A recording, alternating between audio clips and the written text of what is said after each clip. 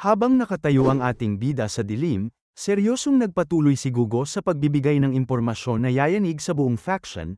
Maaaring hindi mo ito nalalaman, ngunit bukas na ang araw kung kailan ang mga matataas na pinuno ng demonic martial factions ay magbibigay galang sa mismong Demon Lord. Seryosong pahayag ng opisyal. Sabi pa niya, at matapos ang ritual para sa mga ninuno, magkakaroon ng isang dambuhalang kompetisyon para idikta ang kinabukasan ng buong demonic Murram faction. Pero ang ating bida, walang pakialam habang nagsisimula ng maglakad. Ano ngayon? Ano naman ang pakialam ko riyan? Sumagot si Gugo nang may mas mabigat na tono, magkakaroon din ng mga ulat tungkol sa lahat ng mga hindi kaaya-ayang insidente kamakailan. At ang insidente, kung saan ang Great Elder ng Righteous Heavenly Alliance ay napaslang, ay formal ding pag-uusapan doon. Ang pinakamalaking sikreto ng bida, alam na ng buong faction. Dahil alam ng bida natin na hawak ni Gugo ang impormasyong ito, diretsahan niya itong tinanong ng walang takot, kung alam mo na pala yan, bakit hindi mo pa ako hinuli noon pa? Hindi ba't isang malaking krimen ang umalis sa cult nang walang formal na pahintulot? Dito na binitawan ni Gugo ang totoong dahilan. Sabi ng pinuno ng batas, hindi ito ninais ng mismong Demon Lord. Ang Demon Lord ay tumitingin sa iyo ng may pabor. Ayaw niyang mahuli ka ng penal law hall. Ngunit ngumiti ang bida natin, hindi nangangahulugan yan na partikular niya kayong binalaan o inutusan na huwag akong hulihin. Tumango ang opisyal, tama ka. Hinayaan kita makalampas noon, kahit alam ko ang mabigat na krimen na ginawa mo. At kung paanong pinalampas ko ang pag-alis mo sa cult, maaari mo rin bang palampasin ang isa sa mga krimen ko? Napatigil si Sorayang, anong krimen naman ang posibleng magagawa mo? At sumagot ang Hallmaster nang may nakamamatay ng ngiti, gagawin ko pa lang ito ngayon. Walang kahit anong babala, literal na sumabog ang lupa sa ilalim ng mga paa ni Gugo habang mabilis pa sa kidlat na sumugod ang matanda para atakihin ang ating bida. Ang bilis ng Hallmaster. Sa sobrang bilis ng sipa, napilitang iangat ng bida natin ang kanyang dambuhalang espada para salagin ang malupit na atake. Dumaloy ang napakabigat na enerhiya sa buong katawan ni Sorayang habang napadaing sa tindi ng impact. Literal na napaatras ang ating bida habang nanlilisik ang kanyang mga mata sa tindi ng gulat. Sabi ni Sorayang sa kanyang isip habang nararamdaman ang panginginig ng kanyang mga kamay, napakalakas. Siya ay naging mas mabilis at mas malakas kumpara sa dati. Hindi na siya ang parehong tao na basta na lang tumatanggap ng mga atake ko noong huli kaming magkasubukan. Nagtatago pala ng totoong lakas ang pinuno ng batas. Matapos ang unang salpukan, gulat na naman ang ating bida dahil sa isang iglap, literal na napunta si Gugo sa kanyang likuran. At ang ating bida, ibinara at binalandra ang kanyang dambuhalang espada nang hindi man lang tumitingin. Sobrang lupit ng instinto, balewala lang kay Sorayang ang atake, seryoso nga siya. Ang matandang ito ay totoong binubuhos ang lahat ng kanyang lakas. Dito na binunot ni Gugo ang kanyang totoong alas, isang espada na kasing nipis ng papel. Sobrang nipis, ngunit sa isang pikit mata, binalot niya ito ng kanyang core energy, ginawa itong matigas, matalas, at handang pumatay. Nagsimula silang magpalitan ng mga nakamamatay na saksak at taga. Isang napakabilis na palitan kung saan puro ilag at perpektong salaglang ang nagagawa ng magkabilang panig. Walang gustong magpatama. Habang nagtatagaan sila, napangiti si Sorayang sa tindi ng sandata ng kalaban, nagtatago ka pala ng ganyan kagandang espada. Pero sumabay si Gugo habang umiiwas, at ang Third Young Lord, ay hindi pa rin ipinapakita ang iyong tunay na martial arts. Alam ng matanda na may itinatago pa ang ating bida. Dahil dito, medyo nairita na si Sorayang. Sabi niya, masyado kang madaldal na parang marami kang alam tungkol sa akin, nakakairita pakinggan. At doon na binitawan ng bida ang isa sa kanyang mga nakamamatay na teknik, 6 consecutive hellish wind. Isang naglalakihang aura slash ang lumipad at direktang sumabog sa pwesto ni Gugo, na puno ng makapal na usok ang buong paligid. Pero paghupa ng usok, doon pa rin si Gugo, nakatayo at matagumpay na nasalag ang atake. Ngunit sa kanyang isip, nanginginig na ang matanda, ang righteous sword ay ganito. Kahit tinaasan ko na ang aking core energy, nawalan pa rin ito ng lakas at nabaluktot ang aking espada. Ang sword pressure ng batang ito ay pambihira at napakatindi. Napanganga ang opisyal sa lakas ng ating bida. Nakita ni Sorayang na huminto na ang Hallmaster, kaya ibinaba niya ang kanyang dambuhalang sandata. Ano to? Sinusubukan mo bang pataasin ang moral ko bago tayo magsimula ng totohanan? Tapusin na natin ang sword dance rito. Tumango si Gugo nang may malalim na paggalang, ngayon ay naiintindihan ko na kung bakit ang mismong Demon Lord ay interesado sa'yo. Sumagot ang ating bida habang naglalakad paalis, hindi ko na problema yan. Papalampasin ko ito katulad ng pangako ko, kaya umalis ka na at manatili kang alerto. Ngunit bago pa man tuluyang mawala si Sorayang sa dilim, binitawan ni Gugo ang pinaka-nakakatakot na babala sa buong serye. Sabi niya, Third Young Lord, mag-ingat ka sa Demon Lord.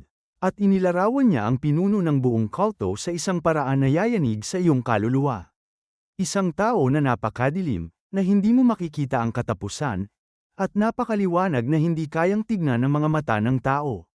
Isang puso na may taglay na matinding galit at nag-uumapaw na sama ng loob na naging kasing lamig ng yelo, ngunit sa loob, siya ay parang isang bulkan na handang sumabog at dumanak ang dambuhalang lava. Isang nilalang na nakakahanap ng aliw sa lahat ng bagay, ngunit kinatatakutan ang lahat. Ang nag-iisang tao na naglakad patungo sa impyerno habang nakatingin sa langit, at bago pa malaman ang mundo, ay nakatayo na sa ibabaw ng ulap habang nakatungo at nakatingin pababa sa buong impyerno. Isang totoong Diyos at demonyo na nag-iisang naghahari sa tuktok ng mundo. Matapos ibaba ni Gugo ang kanyang malabulkan na paglalarawan sa Demon Lord, seryoso siyang tinitigan ng ating bida. Sabi ni Gugo, ang Demon Lord ay ganyang klaseng tao. Pero ang ating bida, wala akong naintindihan kahit isa sa mga sinabi mo. Sobrang pilosopo talaga. Naitawa na lang ng opisyal ang sitwasyon, hindi ko naman inaasahan na maiintindihan mo agad. Pero tandaan mo ang mga salitang ito kapag dumating na ang tamang oras. Bukod doon, ang pinuno sa usaping ito ay ikaw, Third Young Lord. Pamunuan mo kami ng maayos. At habang dahan-dahan na naglalakad paalis si Sorayang, napahawak na lang siya sa kanyang sentido habang nanggigigil sa isip, ibabagsak niya sa akin ang lahat ng impormasyong ito nang walang babala. Literal na binibigyan niya lang ako ng sakit sa ulo. Samantala, lumipat ang eksena sa gitna ng masukal na kagubatan. Doon, nag-iisang naglalakad si Dongpil sa dilim. At biglang lumitaw sa kanyang likod ang isang misteryosong anino. Tumingin si Dongpil nang may malamig na katiyakan, tama nga ang sinabi ng Third Young Lord. Ikaw nga talaga yan, napatunayan ang hinala ni Sorayang. Sa mismong sandaling yun, ang misteryosong lalaki ay nagpakawala ng isang nakakangilabot na enerhiya, binalot niya ng talam ng chi ang kanyang kanang kamay. Ginagawa itong kasing talas at kasing tigas ng isang espada. Agad na binunot ni Dongpil ang kanyang maalamat na sandata at sumigaw, ang ikatlong anak ng demonic sword family, si Ji Young-hyun. Heart-wrenching return to the heavens. Binitawan ni Dongpil ang kanyang pinakamalakas na sining ng espada. Isang dambuhalang hampas na may kasamang buong lakas. Pero pagkatapos ng salpukan, literal na nanlaki ang mga mata ng bodyguard, ano? Wala siyang kahit isang gallows. Kahit pa sinalo niya ang buong lakas ko, hindi ka panipani walang lakas para sa isang bata. Natatarantang sumigaw si Dongpil habang pilit na nakikipagbuno, magpakatino ka, Young Lord G. Sabi ni Dongpil sa kanyang isip habang nakikita ang mukha ng bata sa ilalim ng buwan. Ibang-iba siya kumpara kaninang umaga. Kanina, malinaw na siya ay isang malusog, normal, at may kamalayang batang lalaki. Ngunit ngayon, tumutulo ang laway, nanlilisik ang mga mata, at literal na nawalan na ng katinoan.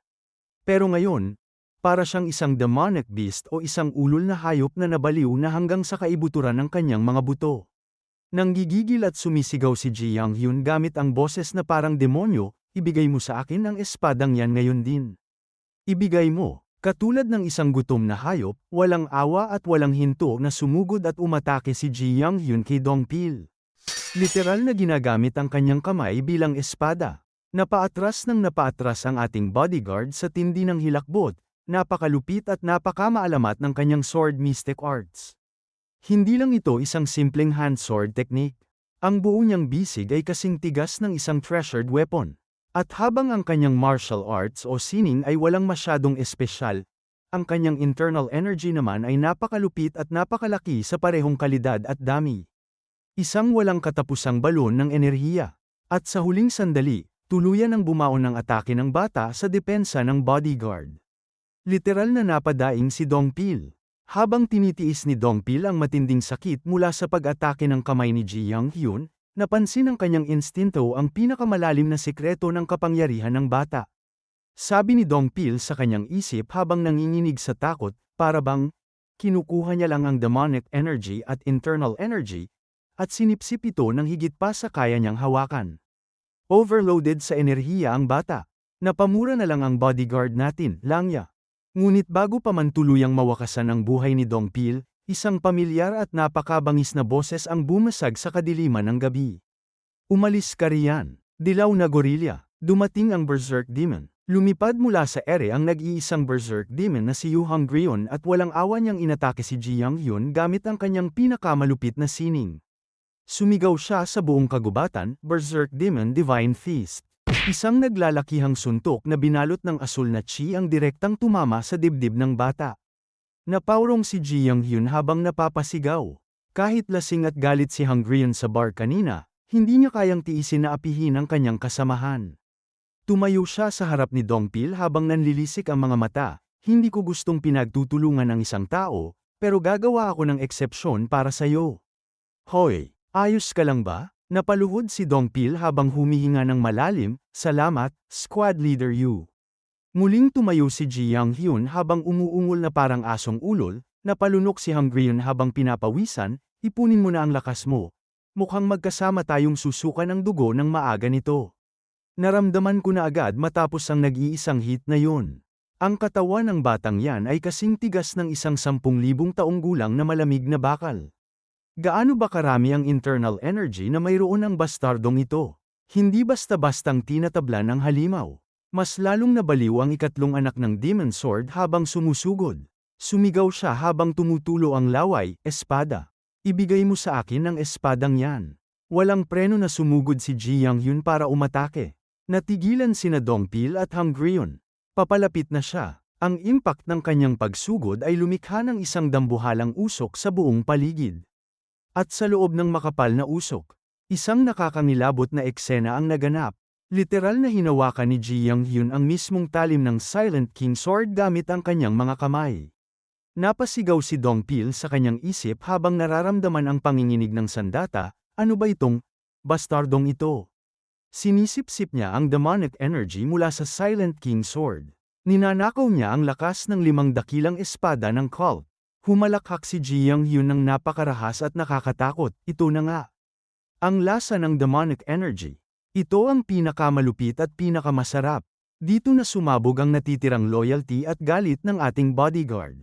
Sumigaw si Dongpil habang umaapaw ang galit. Paano mo nagawa yan sa espadang binigay sakin ng aking third young lord? Walang pakialam kung mamatay, literal na ginamit ni Dongpil ang kanyang sariling ulo para itama sa mukha ng bata. At sa mismong sandaling yun, lumitaw sa ere si Yu Hongryun, tumalon sa ibabaw ni Dongpil, at ibinaba ang kanyang buong natitirang lakas para hampasin si Ji Young-hyun habang balot ang espada sa kapangyarihan nito. Habang lumilipad si Yu Hongryun mula sa ere, isinigaw niya ng may matinding galit, ano ba ang ginagawa mo sa espadang yan? Pero ginamit lang ni Ji Young-hyun ang kanyang braso bilang espada para harangan ang atake. Habang umuungol na parang demonyo, lumayas ka. Nanginig ang buong katawan ng ating Berserk Demon sa tindi ng impact habang napamura sa kanyang isip, Langya. Anong klaseng halimaw ang isang ito? At walang pakiyang ulol na bata. Isang brutal na sunod-sunod na saksak at taga, gamit ang kamay na pinakawalan ni Ji Young-hyun kay Hongryun. Sumisigaw siya ng walang katinoan. Huwag kang humarang sa daan ko. Dito na na-realize ni Hongryun na ang batang ito ay hindi lang basta malakas, ito ay isang labas sa loika. Sabi niya sa kanyang isip habang sinasalag ang bawat atake, ang kapangyarihang ito ay higit pa sa rurok ng pagkaunawa. Kahit pa ikaw ay isang expert na may mas mataas na level, magiging napakadelikado pa rin itong harapin. Cheat code ang lakas ng bata. At hindi pa nagtatapos doon. Gumawa si Ji Young-hyun ng isang dambuhalang espadang gawa sa purong enerhiya sa kanyang palad, at walang awa itong itinapon kay Hongryun. Isang dambuhalang pagsabog ang yumanig sa kagubatan.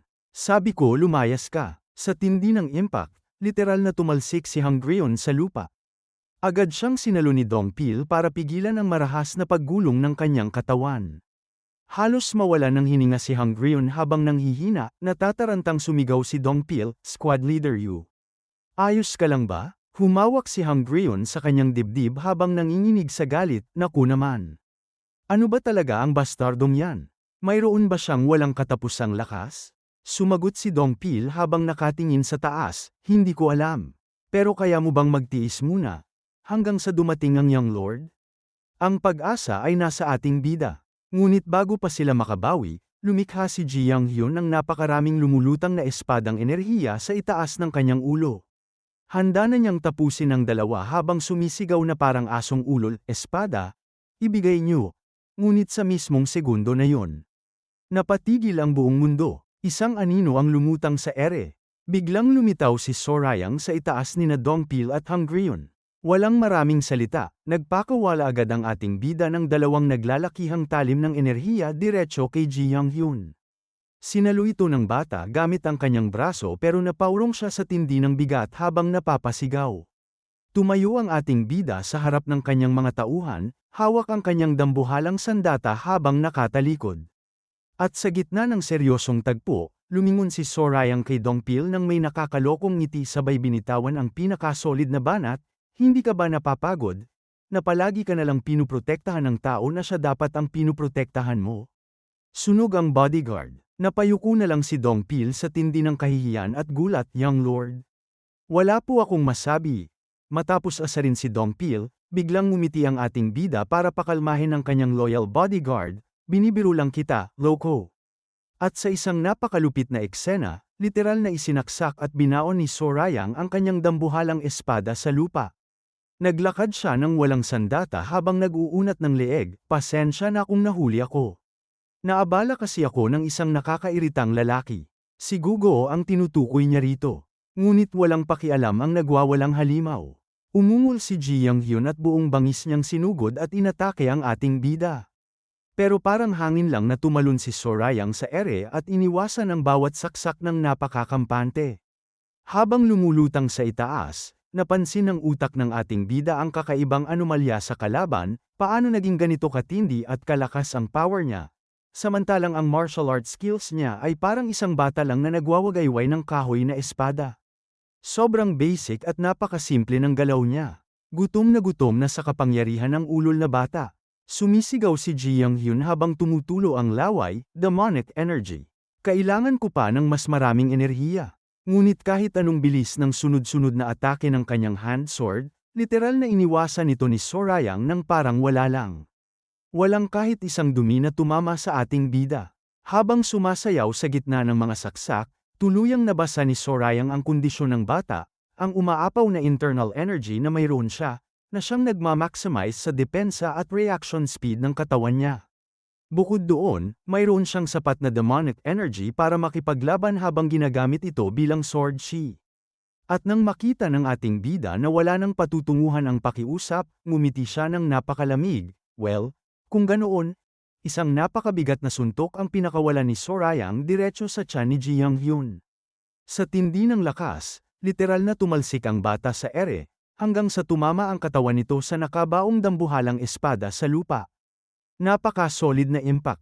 Lumapit ang ating bida habang pinapatunog ang kanyang mga kamao, kailangan ko siyang galpihin hanggang sa maubos niya ang lahat ng enerhiyang yan.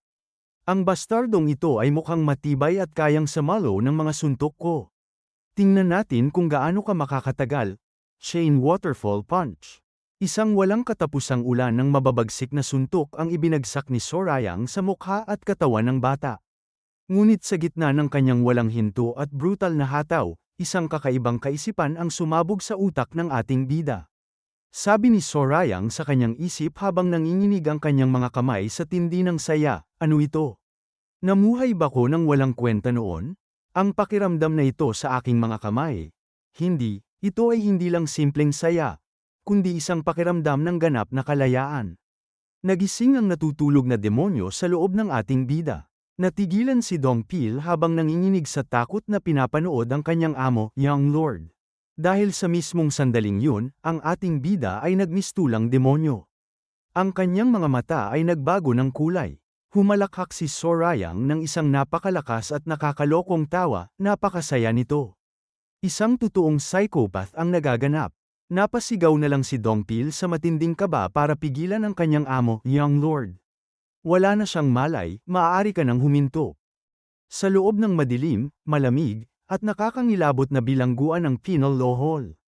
Doon dinala at ikinadina sa leeg ang kawawang si Ji Young-hyun matapos matikman ang chain waterfall punch ng ating bida. Nakahalukip-kip ang ating bida, tumitingin sa paligid ng may pagtataka, bakit ba ganyan kayo makatingin sa akin? Ano ba talaga ang ginawa kong mali? Dahil ba masyado akong naging marahas sa kanya? O dahil ba tumatawa ako habang binubugbog ko siya? Grabe, walang konsensya si Sorayang. Parang wala lang sa kanya ang nangyari kagabi. Napahawak na lang sa kanyang sentido si Gugo habang hindi makapaniwala sa nakikita. Tumingin siya sa bida at seryosong sinabi, tingnan mo na lang kaya ang mukha niya. Lumingon si Sorayang sa dugo ang bata sabay kibit balikat, well, mukha nga siyang masama at bugbog sarado. Pero, makikilala mo pa naman siya. Parang ginawa lang niyang punching bag ang paboritong anak ng Demon Sword. Ngunit mariing sumabat si Gugo ng may seryosong tono. Ang pangunahing suspect o pinaghihinalaan sa kasong ito ay ang First Young Lord. Ngunit bakit mo ginawa ang ganito katinding bagay sa Third Young Lord na si Ji Young-hyun? Dito na lumabas ang tunay na tindi ng utak ng ating bida. Tumingin si Sorayang kay Gugo nang may napakalamig na katiyakan sa kanyang mga mata, malalaman at matutuklasan natin ang sagot ngayon din. Nagulat ang opisyal ng batas, ano ang ibig mong sabihin sa? Bago pa man matapos ng Hallmaster ang kanyang sasabihin, inilatag ni Sorayang ang kanyang deductions, dapat alam mo rin, Gugo, ang totoong mahirap sa kasong ito ay nagmumula sa katotohanang ang suspect ay hindi nag-iiwan ng kahit anong konkretong ebidensya. Ang paghawak at pag-asikaso sa mga bagay-bagay ng napakalinis, nang walang iniiwang bakas, at ang pagiging sapat na maingat para maiwasan ang deteksyon ng kanyang matalas na ama na kilala bilang Sword King. Sa tingin mo ba ay nagawa niya ang lahat ng yun nang nag-iisa lang? Napanganga ang pinuno ng penal law hall. Hindi nag-iisa ang mamamatay tao. Binitawan ng ating bida ang huling hatol na nagpaliwanag kung bakit niya ginawang punching bag ang bata kagabi. Sabi ni Sorayang, kaya naman, nakaisip ako ng isang teorya na mayroon siyang kasabwat. At sa pamamagitan ng pag-obserba sa kanila, natukoy ko na agad. Ang matandang kapatid na may taglay na murderous aura, ang uri ng aura na makukuha mo lang sa pamamagitan ng regular at walang hinto na pagpaslang, at ang batang kapatid naman na nagtatago ng kakaiba at misteryosong demonic energy. Ang magkapatid ang utak at kamay ng krimen. Sa huling sandali, tinapos ng ating bida ang kanyang paliwanag, sila ang may kagagawan at magkasabwat sa kasong ito. Ngunit seryosong umiling si Gugo habang tumitingin kay Sorayang, ang kasong ito ay hindi ganoon kasimple. Ang pangunahing salarin ay itatanggi at idedenay ang lahat, at, sa pangalawang pagkakataon, pinutol ni Sorayang ang pagsasalita ni Gugo at seryosong tumingin ang ating bida habang may dinudukot sa kanyang bulsa, pulbos ng ilusyon. Nahirapan pa akong kunin at ilabas ito mula sa Joksa family. Naalala niyo yung faction na binugbog niya noon? Doon niya pa ninakaw ito. Sabi pa ni Sorayang, ang halamang gamot na ito, na kilala sa kanyang hallucinatory effects, ay paihinain ng iyong katinoan. Inilahad ng bida ang kanyang malupit na plano gamit ang hallucination powder na ito. Kukunin natin ang isang pag-amin mula sa kanya na direktang magdidiin sa kanyang nakatatandang kapatid. Matapos marinig ito, literal na lumaki ang mata ni Yohang Greon habang nanginginig sa gulat, pumunta siya para hanapin ang faction mismong binugbog niya para lang makuha ang halamang gamot na yan. Nakakabaliw na galaw. Hindi lang basta pag-amin ang habol ni Sorayang. Nagpatuloy ang ating bida, pati na rin ang pilitin siyang ilabas ang katotohanan tungkol sa kanyang kakaiba at misteryosong demonic energy. Ang demonic energy sa loob ng kanyang katawan ay tiyak na nagmula sa mga taong mismo niyang pinaslang. Napatunayan ang hinala. Sabi pa ni Sorayang, mas lalo akong naging sigurado nang makita ko siyang umatake sa akin ng napakarahas kagabi, na dinala at binihag ng demonic energy mula sa Silent King Sword. Ngunit nag-iwan ng isang malaking problema ang ating bida, gayunpaman, kahit pa magtapat ang dalawang ito at ipadala sila sa penal law hall, ang lahat ng ito ay magiging balewala kung ang isang taong yun ay hindi sisang-ayon. Sino ang taong ito? Sabi ni Sorayang habang nakatingin sa Hallmaster. Ngayon, kailangan kong bisitahin ang huling tao na siyang makakaresolba at makakapag-ayos ng isyong ito. At ang huling taong yun, walang iba kundi ang pinuno ng pamilya. Lumipat ang eksena sa isang marangyang bakuran sa ilalim ng maliwanag na buwan. Doon, kasalukuyang nagpapahinga ang tatay ng magkapatid, ang mismong Sword King na si Ji Woon-hyo. Hawak ang kanyang tsaa, marahan siyang uminom habang nagmumuni-muni sa kanyang isip, ang tsaa na iniinom dito sa Divine Cult ay totoong iba at napaka-unique. Ngunit hindi mapakali ang kanyang puso. Sabi ng Sword King sa kanyang isip habang nakatingin sa hangin, gayunpaman, dahil ba ito sa aking unang araw rito? O dahil bukas, ang aking panganay na anak ay opisyal ng magiging disipulo ng Demon Lord. Hindi ko mapakalma ang aking puso kahit pa mayroong napakagandang simoy ng hangin at napakabangong tsaa. Ngunit bago pa niya maibaba ang kanyang tasa, isang dambuhalang presensya ang biglang lumitaw sa kanyang harapan nang walang kahit isang tunog. Nanlaki ang mga mata ng Sword King sa tindi ng gulat habang napasigaw sa dilim, ano, ang Third Young Lord. Literal na pinasok ng ating bida ang teritoryo ng pinakamalupit na pinuno sa gitna ng gabi.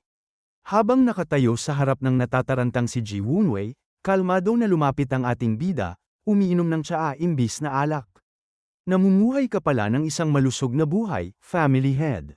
Ayos lang ba kung naistorbo ko ang iyong pahinga? Kahit nagulat, pinilit ng Sword King na panatilihin ang kanyang pride, syempre naman. Ngunit hindi pumunta ang ating bida para makipagtsismisan. Tinitigan niya ang Lord ng napakalamig, alam ko na ang family head ay may malaking galit sa mga komplikado at nakakapagod na usapin, kaya didiretso na ako sa kung bakit ako narito ngayon. Tumango ang matanda, nakikinig ako. Sige, magsalita ka. At doon na binitawan ni Sorayang ang unang dambuhalang bomba, ang iyong ikatlong anak, si Ji Young-hyun, ay opisyal ng arestado. Literal na nagulat ng Sword King. Ano ang ibig mong sabihin na ang ikatlong anak ko ay inaresto? Dahil hawak na ni Sorayang ang buong laro, hindi niya binigyan ng pagkakataon na makahinga ang matanda.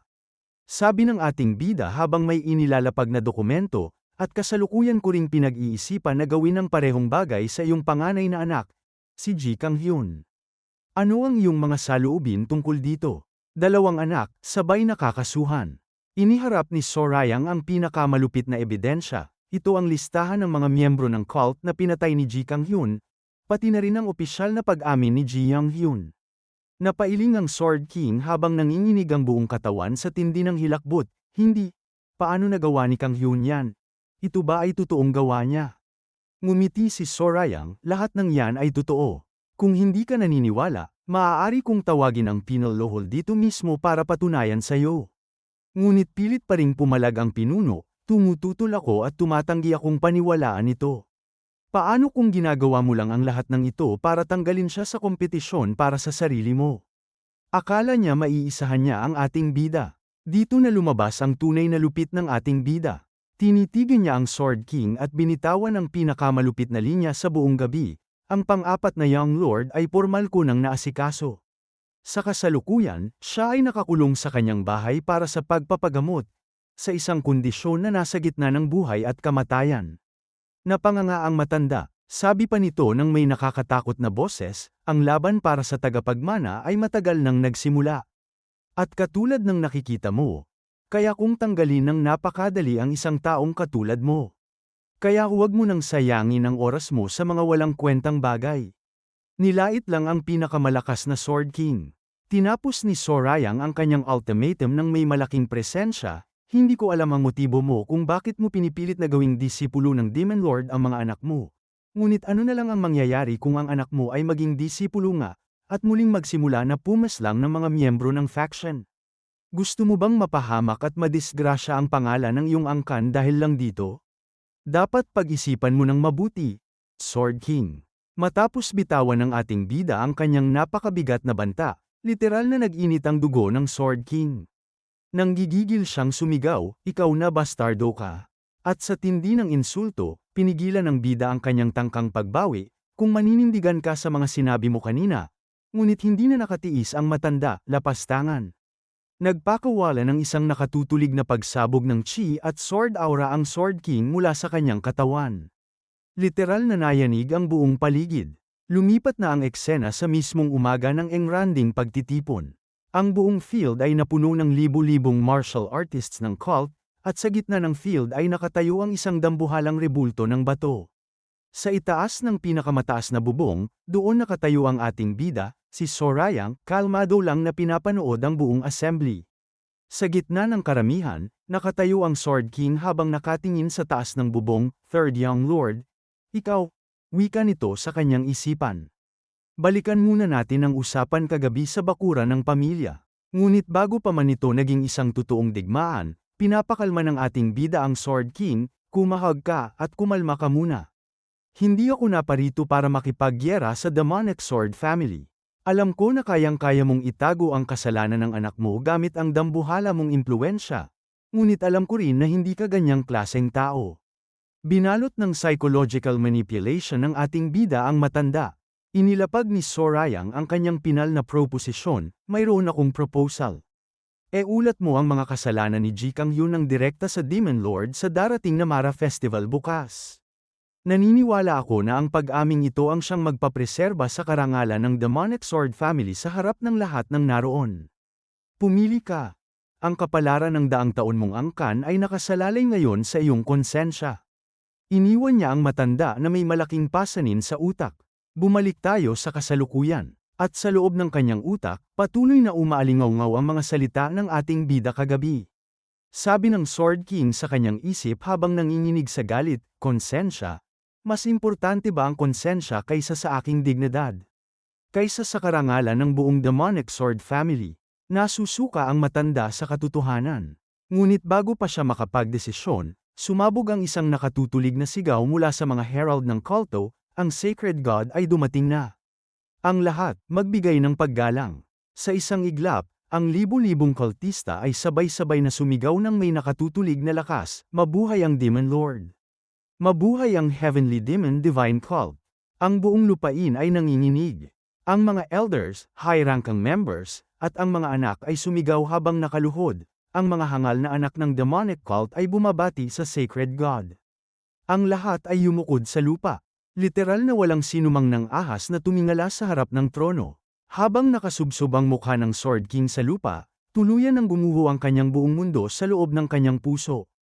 Sabi niya sa kanyang sarili habang dumudugo ang puso sa tindi ng pighati, ito na yun. Labis kong hinahangad na makita ang aking anak na sinaluduhan at sinamba bilang isang Diyos, sa isang posisyon na hindi ko kailanman naabot sa buong buhay ko.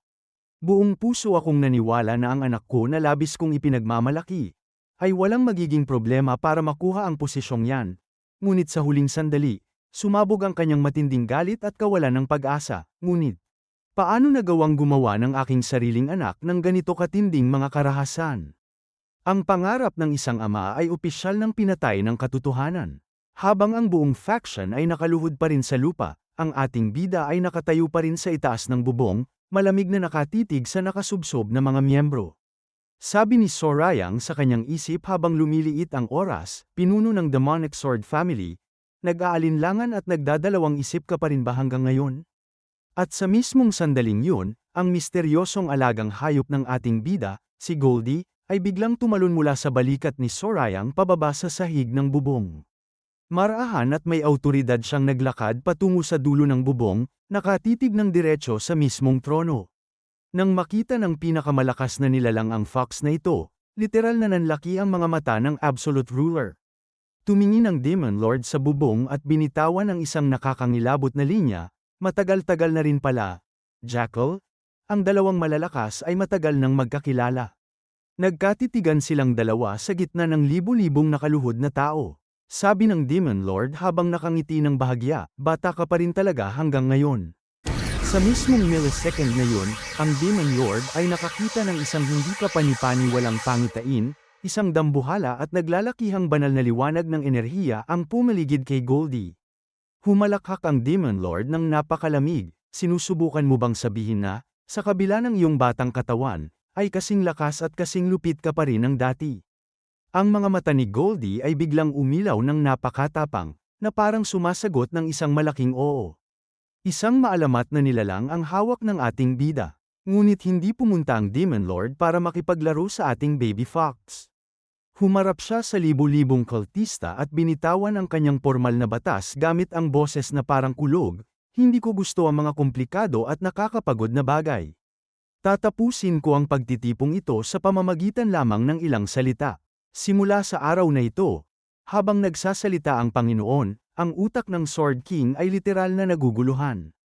Sabi ni Ji Woonwei sa kanyang isip habang pinapawisan ng malamig na pawis, hindi ba pwedeng lumipas na lang ang araw na ito nang walang anumang problema? Bakit ko kailangang isumbong ang sarili kong anak para lang dungisan ang karangalan ng aming pamilya? Pero para sa ating bida, ito na ang huli mong pagkakataon, pinuno ng Demonic Sword Family. Ang pride laban sa konsensya. At binitawan na ng Demon Lord ang kanyang pinal na desisyon na nagpabagsak sa langit, kukunin ko si Ji Kang Hyun, ang panganay na anak ng Demonic Sword Family, bilang aking opisyal na disipulo. Nakuha na sana nila ang trono. Ngunit sa mismong sandaling yun, sumabog ang konsensya ng ama. Tumayo si Ji Woonwei mula sa pagkakaluhod at sumigaw sa buong field, "Pakiusap sandali lang, my lord. Ako, si Ji Woonwei, ang head ng Demonic Sword Family, ay kailangang magsalita, kahit pa sa panganib ng aking kamatayan." Kinontra niya ang Demon Lord. Humahagulgol at nanginginig ang boses ng Hari ng Espada sa harap ng buong kulto. "Ikinalulungkot ko pong ipaalam sa inyo, ngunit ang aking anak ay gumawa ng isang napakabigat na krimen. Isinalwal ang sariling anak sa harap ng publiko. Ngunit bago pa niya matapos ang kanyang salita, natigilan ang buong mundo." Tumingin ang Demon Lord ng may malamig na mga mata at binitawan ng isang salita, "Tama na." At sa isang pikit mata, ang Demon Lord ay nagpakawala ng isang nakakatakot na aura ng purong kamatayan. Literal na napa at trust ang Sword King sa bigat ng enerhiya. At bago pa man magkagulo ang lahat, binitawan ng Demon Lord ang kanyang pinal na utos, "Pumunta kayo sa Demon Lord Palace." Habang naglalaho ang usok sa field ng Mara Festival, literal na napatanga at nagulo ang utak ng ating bida sa itaas ng bubong.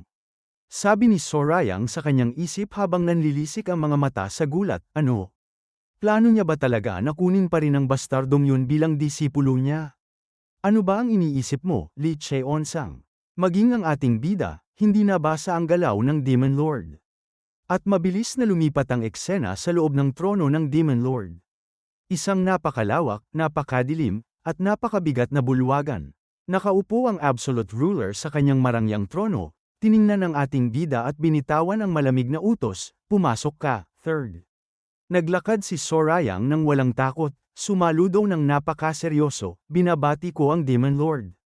Ang tindi ng tapang ni Sorayang, walang katapat. Inutusan at tinanong siya ng Panginoon, "Maupo ka. Gusto mo ba ng isang baso?" Ngunit diretso itong tinanggihan ni Sorayang nang walang kakurap-kurap, "Ayos lang po ako."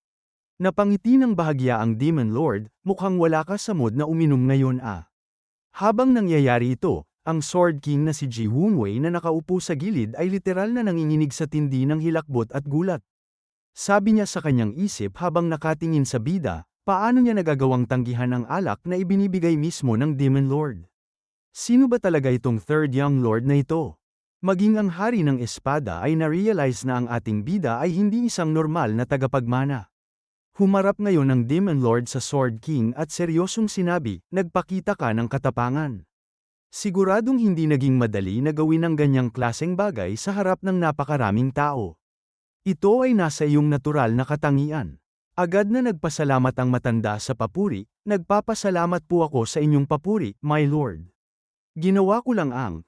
Ngunit pinutol ito agad ng Demon Lord ng isang napakabigat na tanong, "Tatanungin kita. Paano mo gustong solusyonan ito?"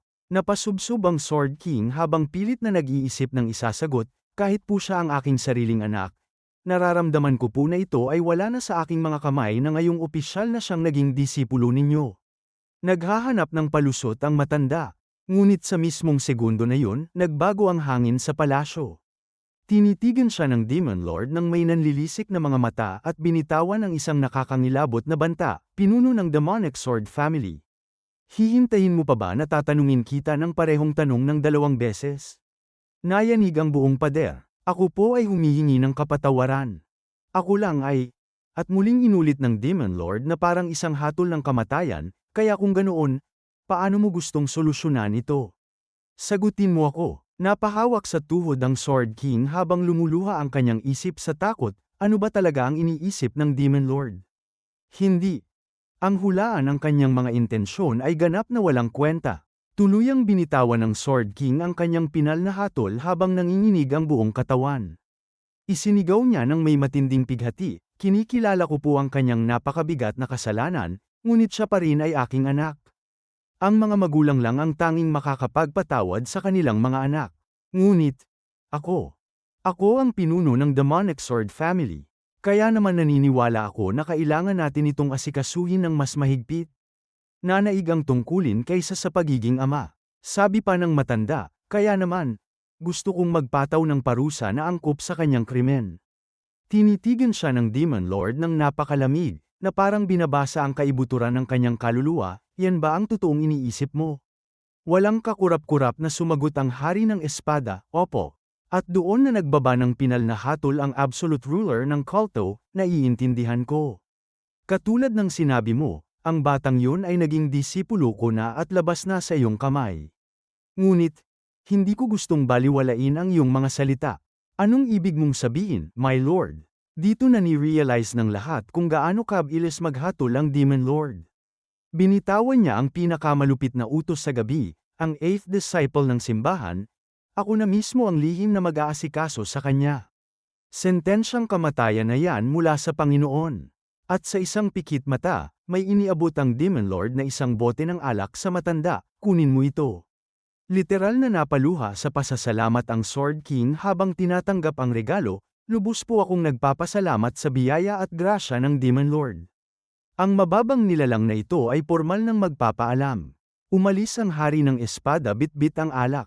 At nang matapos ang pakikipag-usap sa Sword King, lumingon ang Demon Lord sa ating bida ng may nakakangilabot na titig, "Sumunod ka sa akin." 3rd. Naglakad ang Panginoon patungo sa kanyang personal na silid sabay binitawan ang tanong na nagpatigil sa mundo. "Kaya kung ganoon, ikaw mismo ang kusang naghanap at pumunta sa head ng Demonic Sword Family." Hindi sumagot ang ating bida at nanatiling tahimik.